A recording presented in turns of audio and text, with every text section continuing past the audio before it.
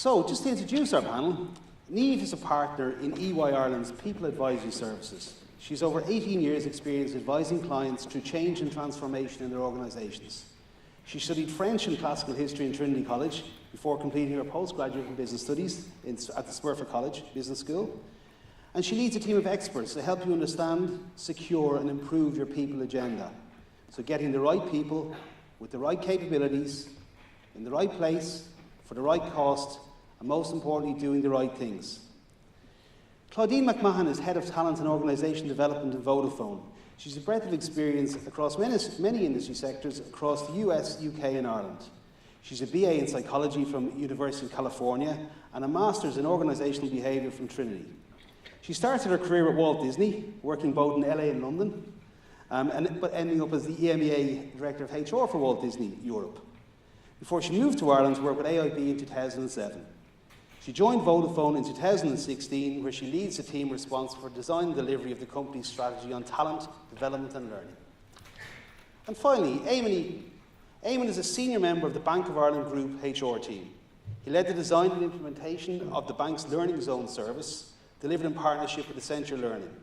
He holds an MBA from UCD, is a Fellow of the Institute of Banking, and a Fellow of the Irish Institute of Training and Development. Eamon has won many awards, and I know time is short, so most recently he led the team that won the Best L&D Organisation in 2017 at the IITD National Training Awards.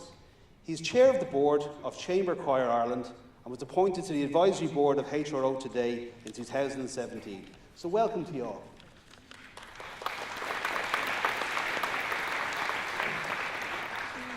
So see the clock's on already, so we get right into it. Niamh, if I could start with you. And before we get into talent management, EY recently changed how you identify talent and how you recruit. Why did EY make such big changes, and what's been the impact? So we started in the UK with taking away our university qualifications and the UCAS points, which are like our CAO points here. So reducing the requirement for that, and what it was about is really opening up the firm and the roles within the firm at a graduate level to non-graduates and to school leavers, and to take away the kind of tightness of the previous point system. So it was to kind of create a more diverse workforce, allow us to have access to deeper talent pools. And following a lot of research that we had done in terms of how well people had done in the firm, depending on what school and college and marks and universities studies they had done, and there was a lack of correlation between the two. So it was thinking that actually, we can take people from all forms of life, and they can do really well in the organisation. And how's it going?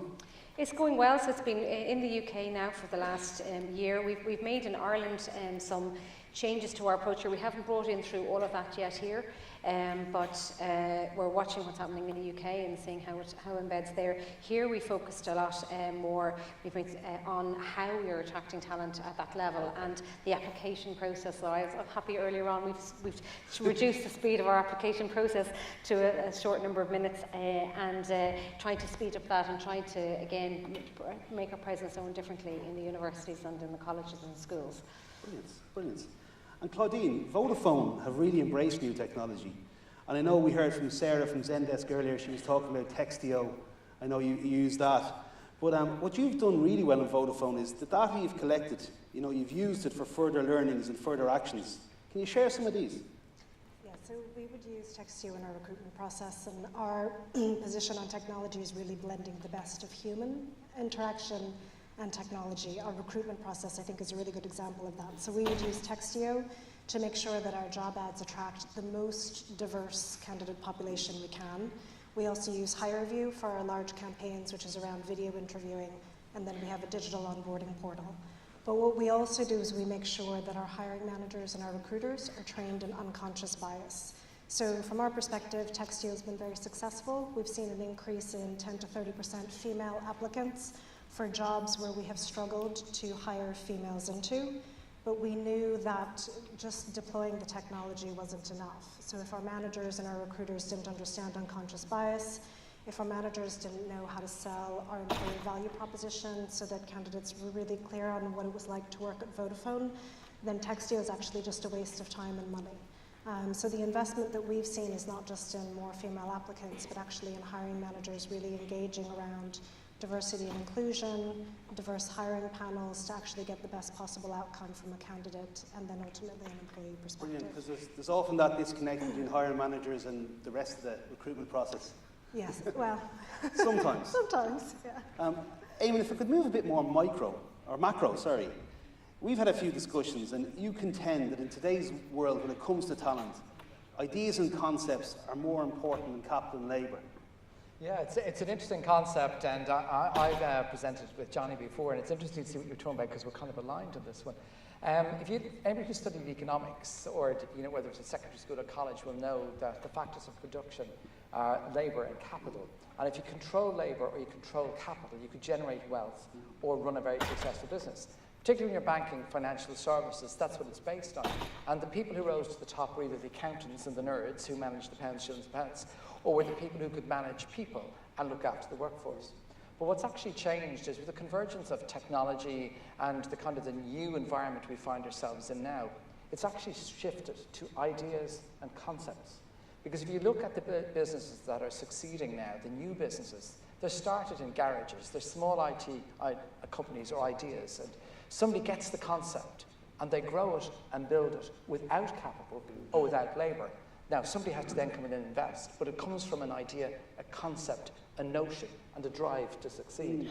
So I think we've moved into an environment where in organisations, if we want to succeed in that new world, we have to look at the people who are talented in terms of the ideas they generate, what they can contribute, how they can inspire people to do things, and how they can challenge the norms and status quos. But actually, a lot of times in our talent programs, we squash that out of them, because what we actually try to do is to get them to conform with the model of, build your technical skills and be good at the finance, or lead people, and we actually kill the creativity and the intuition. Very good point. And I think we're in a world where it's interesting what you were talking about, Johnny, is that it's the ideas and the ability to generate a concept and create something from nothing. That's what will actually make us succeed in the future. So I think we've moved. And again, if we're to keep moving on your point, Johnny, you always say knowledge is not enough. We need to change behaviours. But how do we do that? It's bloody difficult. It is, and it's funny. We did we do a lot of work with customers and recruiting teams around unconscious bias and how diversity sourcing, etc. We did an experiment with Accenture about 6 months ago where we had deployed unconscious bias training to the recruitment team and also training on how to do diverse sourcing. And we basically, they had the knowledge to do what they needed to do, and they had goals around bringing diverse slates to the table. And for most organizations, they say job done. But I always know that, and I've talked to Eamon a lot of this in the past, learning is but the first step, and knowledge isn't everything. The human form, we're funny breeds. We don't always do what we know, in that our habits are often very ingrained. It drives unconscious bias, unfortunately. But the habits we have, we tend to go back to. So what we did we created a control group of recruiters in Accenture. We split the two groups. We had a group they all had the same knowledge. One group had prompts that would appear in real time through our software that would remind them at certain key moments to think diverse and to try and, for that specific example, be more gender diverse. And it was when they were beginning a search in LinkedIn or in Avatar or other tools. I would just pop up and say, don't forget diversity is important to us, implement your learning and click here. And we then measured it over an 8-week period. And we saw about a 40% improvement in consideration of female talent in the group that was reminded often and at the right time to use what they knew.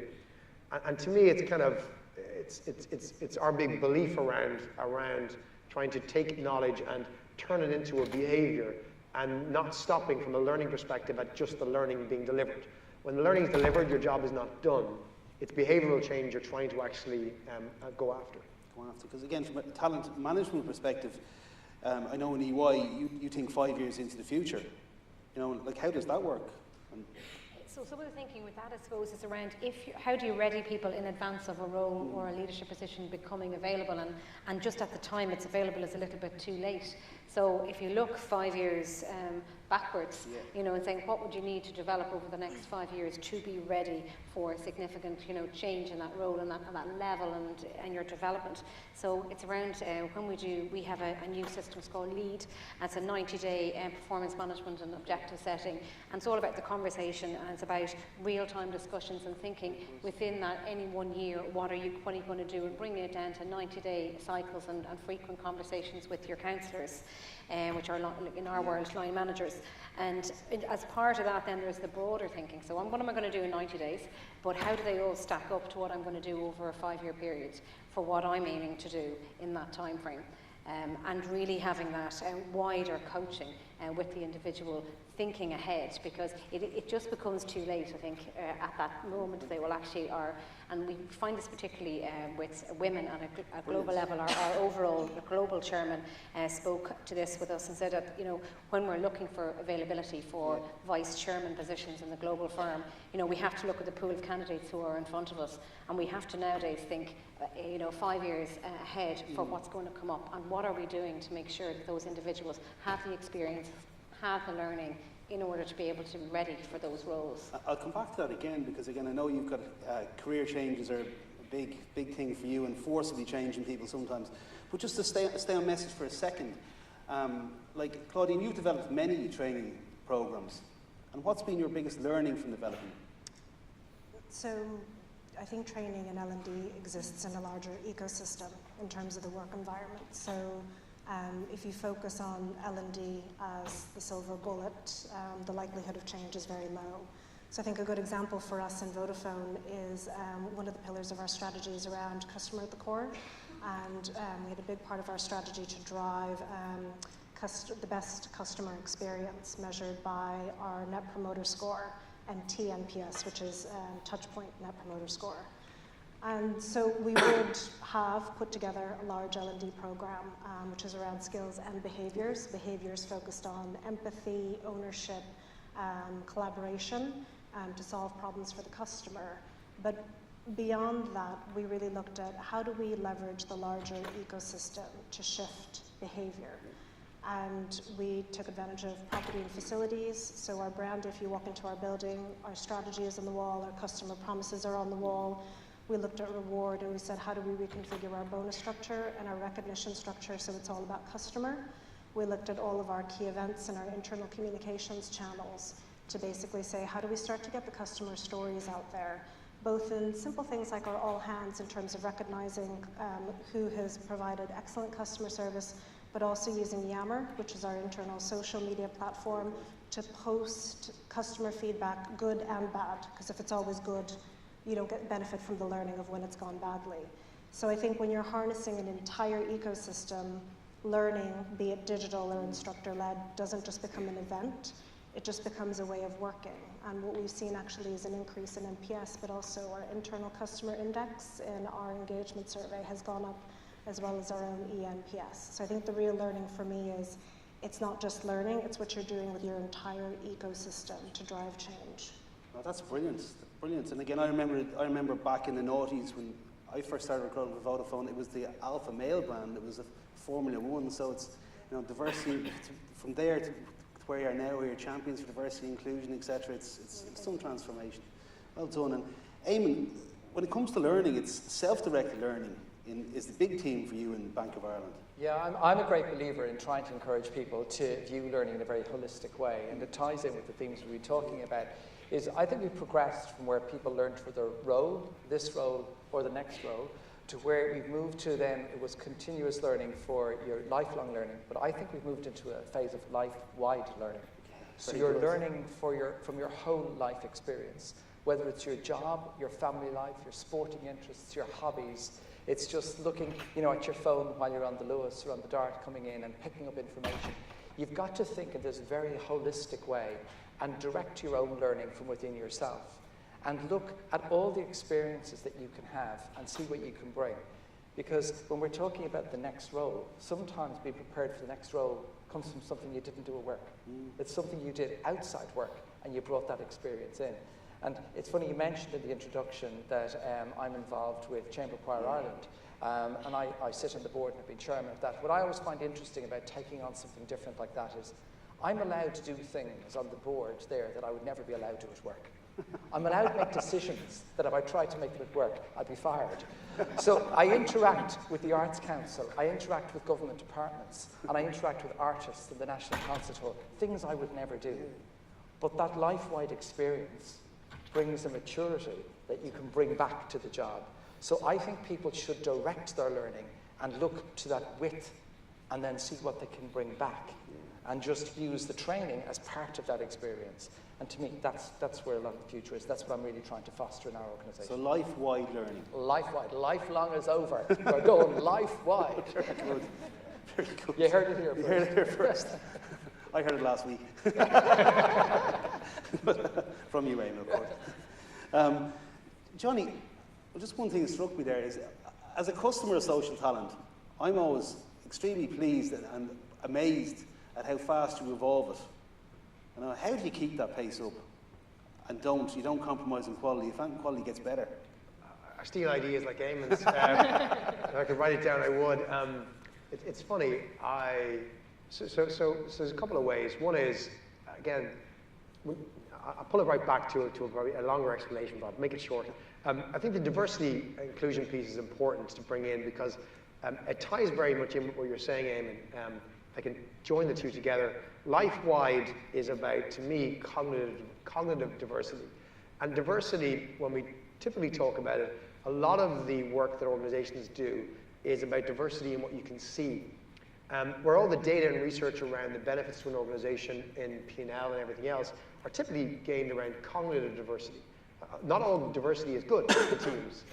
In roles that don't require cognitive aid or development, sometimes diversity actually causes a reduction in performance because people who are very alike work better together in a productive environment in very routine tasks, some very routine tasks. But cognitive diversity is a fascinating area. And cognitive diversity comes from people who have experiences and ideas and knowledge that is different to others, if they're in a role that can harness that.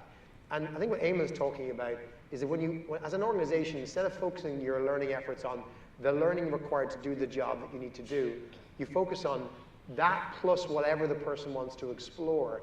It may be that the job doesn't require a scientific background, but actually if the person was able to develop their personal interest in science and chemistry and whatever it might be, they could bring that to their job and add cognitive diversity to the business and give a better performance and improvement. So I think when I look at how we try and evolve our product in social talent is we almost immediately go outside the recruiting industry and say what other ideas exist in any discipline we can find. We try and bring people who have extremely wide experiences and almost deliberately non-recruitment experiences. Our customers are in the recruitment talent acquisition space, but I believe that you develop better products, software, businesses, offerings, and ideas when you go outside your comfort zone and bring other people in who have that different way of thinking. Because I know when it comes to your L&D program in Vodafone, you created quite a bit. Yes, so our digital platform is called Vodafone University, and I think what we've learned a lot from is kind of the consumerization of HR. So in terms of how consumers interact with Amazon, it's very intuitive. Nobody has to learn how to use Facebook or LinkedIn. So those were some of the design principles that went into Vodafone University around it's easy to use, the UX and the UI, very easy, but also you can set your learning preferences. So I think our previous way that we would have done it is it's very much set on the role that you're in, which really narrows the learning focus versus allowing the learner to set their own learning preferences, and then based on what they're viewing or what they're attending, Vodafone University then can promote and serve up relevant material that can either be based on their role or whatever their preferences are. So it can be flexible down to the individual at a certain point in time. So they're driving it, Yeah, absolutely. brilliant. Similar to Eamon. If I come to Eamon and Niamh for a second, and this is around what we spoke about earlier about career changes and sometimes forcing them. And Eamon, you also have a thing about the pace people go at and trying to, from a talent management perspective, trying to get that right. So if I go to Niamh, why are career changes so important? And then come to you, Eamon, just to give your theories on the pace. I think they're driven by the individual, and that's why it's important from an organisational perspective to facilitate them. Certainly in the last few years in our organisation, I run, as you said, the People Advisory Services team. It's about 50 kind of HR, change, org design professionals, and we've had to grow that from zero. So in order to do that, we looked at people with our own organisation and within the market who were doing different things. So we've recently had a graduate transfer over from tax. So she was 2 years in tax, decided she didn't like tax, and is doing really, really well with us. Very creative individual and really blossoming, doing a different type of work, writing communications and working directly with clients. We've had people come internally who are in recruitment and wanted to do client-facing HR consulting, so they transferred across. We've had people from BD move internally and decide they wanted to go into communications and again, more client-facing type of work. And then from outside, from all walks of life, people who've been in long-term learning and development in-house roles, or people who are comms writers. Just recently hired someone who's an expert in just writing communications for an organisation. Could you say facilitate? Sometimes you actually, I won't say force, but you actively encourage on an ongoing basis people to look at different areas. Yeah, well, one of the advantages of a large organisation is that there's lots of different types of work available within the organisation. And I think we still fundamentally come down to you have to be happy at work, you have to like what you're doing and like who you're working with.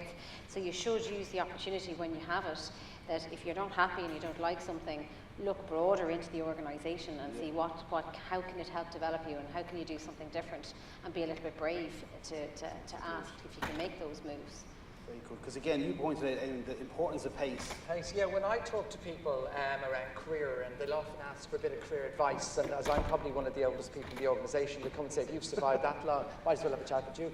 But I'm a great believer in pace, and sometimes people try to rise too quickly, and they don't take enough lateral moves or build that experience that gives them the platform to move on.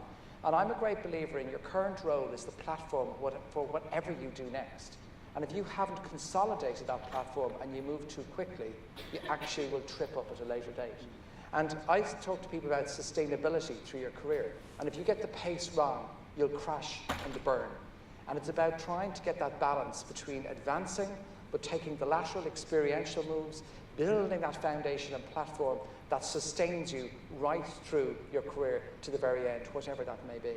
And I think that's one of the challenges, particularly with some of the younger generations coming through, where maybe the emotional intelligence, some of the other social skills are different.